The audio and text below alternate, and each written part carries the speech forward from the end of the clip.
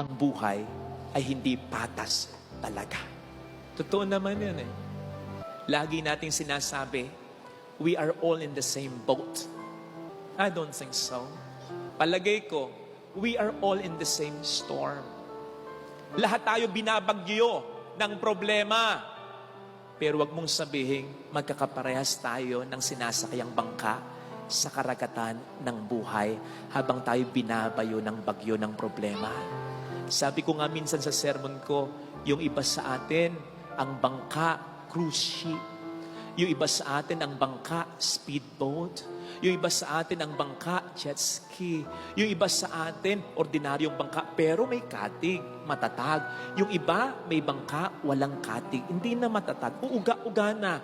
Yung iba sa atin, nakabalsa na lang. Yung iba sa atin, naka-styrofoam na lang, lulutang-lutang na lang, konti na lang, lulubog na. Kaya wag nating sabihin, we are all in the same boat. Sabi ko nga kahapon, umuulan. Lahat tayo naapektuhan ng ulan. Pero magkakaiba tayo ng kalalagayan. Marami sa atin secured habang umuulan. Pero may mga kapwa tayong ginikinaw at nababasa dahil sa ulan.